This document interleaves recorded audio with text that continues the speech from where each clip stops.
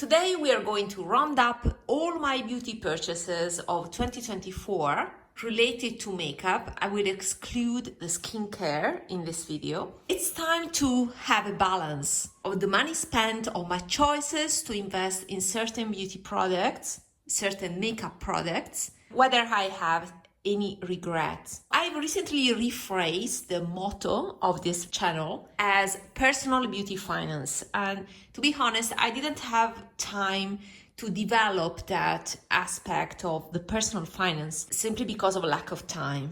But we will go into this aspect of value and how my purchases relate to my expectations and if they are too overpriced compared to the value I give to them. So let's recap all my beauty purchases, my favorites, and the lesson learned.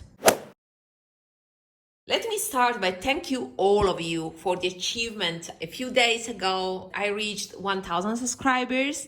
So thank you for your dedication, your support, and for subscribing. Let's proceed to my roundup lesson learned considerations. I already made a video about my first purchases of 2024 and I started very well. Also because I was very busy with work, so I went for a business trip. That one helped me to be distracted by all the new makeup purchases. That activity helped me to stay focused and avoid unnecessary purchases. I started with 2 Chanel products and these Sonia G brushes, and you may know that because I made a video with the first 3 purchases and I started the plan saying, okay, I can make 1 purchase per month, but then it didn't go that way because then the spring summer makeup collection popped up and I was intrigued by a few things. Although I was very selective with the spring summer makeup collections and I purchased things that were permanent lines, things that are made for the long run and not seasonal. These 3 items are the 2 Chanel palettes and Sonia G. I would repurchase all of these again. This has a unique color story, although I may consider declutter in the future if I find something comparable to these tones. It's not my favorite formula. My favorite formula is the Baked Gelée one, and therefore I'm more satisfied by this palette compared to this one, although I prefer this color story. This is a bit too cool toned, so it's not perfect. It's not totally perfection for me for the 2 reasons, formula and this that could have been a little bit warmer to be the perfect one for me, more neutral, I would say. But all in all, I would purchase them again. These Sonia G, I wish they were available singularly. These are very, very nice and quite unique in the Fude offer. This was the right choice, although this was one of the most expensive orders that I placed in 2024. I wish I could have selected the brushes and I would have selected these 2. This one because I like bigger brushes for one and done eyeshadows because I'm a one and done eyeshadow person. And this one because it's a very delicate pencil being in with squirrel bristles. So these are my choices if I could have chosen the brushes. But I had to buy the entire set of brushes. Then I purchased another palette. I think my next purchase was this one, the Givenchy palette. This is my perfect neutral palette because of the mid-tones. Although this is not as it looks on the pan, is practically transparent to whitish. And I wish it was peachier on my skin instead of this color. This white, I never use it. You can see also it's only swatched, while these are more used. And this one also is too warm. But despite this is a beautiful neutral palette. One of my favorite neutral palettes in my collection, so it will stay. I don't regret at all the purchase, although, again, the formula is not my top favorite. If this was Baked Gelée, then it would be my top palette of the year. But it's not, so anyway, a very good purchase. I'm happy of this. And then I decided to go for some seasonal collections. The Dior Spring Summer collection was released and I fell in love with the lilac theme. And yeah, I picked this palette. It is the Dior Show Pastel Glow. I'm happy of this, but to be totally honest, in my video dedicated to this color story and to this palette, I could dupe it very well. So I added already my collection. So it was not truly a unique gem like these other palettes. And you may notice that I'm saying that these palettes are unique, and I explained in the dedicated videos about these palettes why they were so unique. Neutral palettes can still be unique. And yeah, these were very well executed. This one is more of a treat. So to be totally honest, I could have done without it. Besides this palette, I also purchased the lilac blush and the mint green nail polish, and also the lilac balm.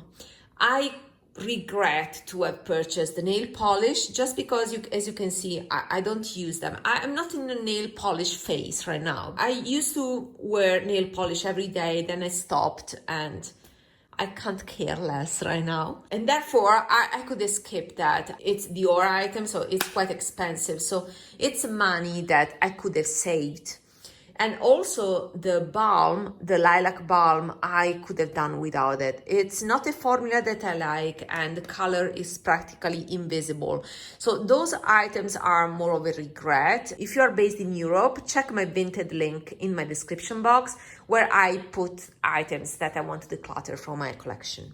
I will provide also the amount of money that I spent for all my purchases. So we will recap also financially. This video is a sort of personal beauty finance, because we will go through also the amount of money that I spent for these purchases and the amount of money that I could have saved and invest in better things.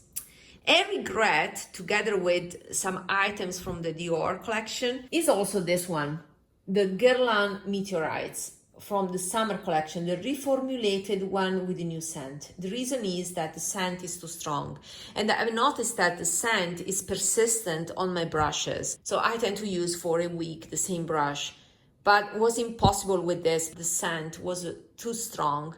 I could detect on my face, I could smell the brush used the day before. I like the packaging, so I plan to reuse the packaging in the future.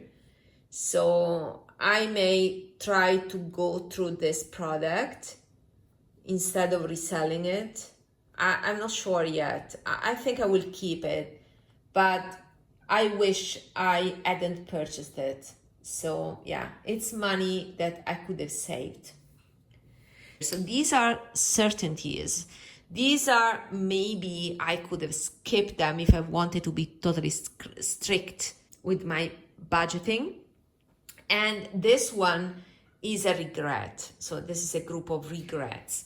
Back here, I purchased some items from the Kiko Bridgerton collection. I picked 3 items, one balm that I prefer compared to the Dior one.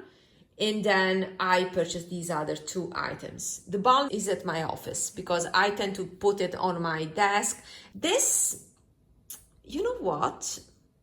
I could have skipped it. It's not a total regret, but I could have done a better job of budgeting and avoid this. But it's something that I noticed over time is that this is so cool toned that if I use it around my eyes, so to frame my eyes, it pulls out yellow in the whitish part of the eye. I don't know the name, but that part looks yellow if I use this eyeliner. I mean, it's beautiful, but the way I'm gonna use it is pair with a warmer brown and use it not as a eyeliner, but more as an eyeshadow that is quite long lasting. So for summer, it will be my liquid eyeshadow. So I can find a use for it, but maybe I could have skipped it. So it's in this maybe pile here, not a total necessity. And this is nice, but also this is skippable. I mean, it's a nice color, but not my everyday color, as you can see. I mean, this is not a color for every day, but it's unique. So it's something that maybe I could have done without, but if I wanted to be very strict to myself, I would have skipped it. And the balm is nice, so the balm would have been here. Then I purchased other brushes, and I tend not to purchase Rephr, but they released the Max and the Min brushes, not in a set, but individually. So I could purchase the two I was interested in, the 2 Max and 1 Max, and these are a repurchase, and I may want to purchase also another one of each one, another 2 Max, another 1 Max. I made a video about Rephr. You know what I think about Rephr, but the main strength of this brand is the price point. These are 14 euros. I like the length of these, the fact that I have a lot of length. These are very good for one and done. I do not do a lot of intricate work with my eyeshadow, so I like quick, easy, one and done eyeshadows, and these are perfect for placing the colors. So this gives more intensity because it's less fluffy, is more dense, and this is more fluffy, so it's nice to place the color and blend it. So these are dirty because I've been using them last week. So these are repurchase. So they are here. And then I was influenced by my own videos, and I went and purchased some more Kiko water eyeshadows. These are 2 examples. This is 201 and 227. This I placed a second order and even I think a third order of these, and I think I will make a video in the future. I will make my own custom palette. I will depot these and make my own palette of Kiko water eyeshadows, and I will make also ranking, because I think that these are great, but the performances and texture varies depending on the colors. So there are colors that are so-so, and other colors that are better. They give a high-hand experience. So these are great, these two, but not all the colors are made the same. Also, these are from the old series, and they recently, I think 1 year ago, they reformulated and reissued these water eyeshadows. And I have a video ready that shows the comparison. We went through the ingredients.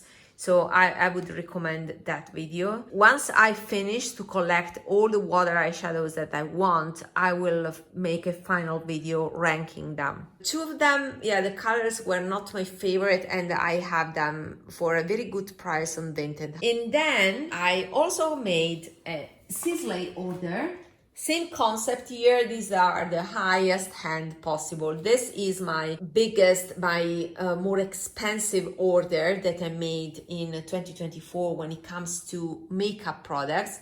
I purchased not 3 but more, 6 or 7 of these single eyeshadows by Sisley. The reason is that I was debating whether to invest on these or buying the Byredo palette. And I finally decided that I didn't like that formula. I think it's too coarse for some shades in the Byredo palette.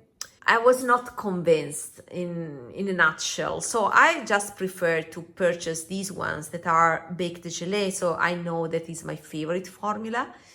And of course, Baked Gelée eyeshadows have some variation. These are more, for example, less dense, are more sparse shimmers.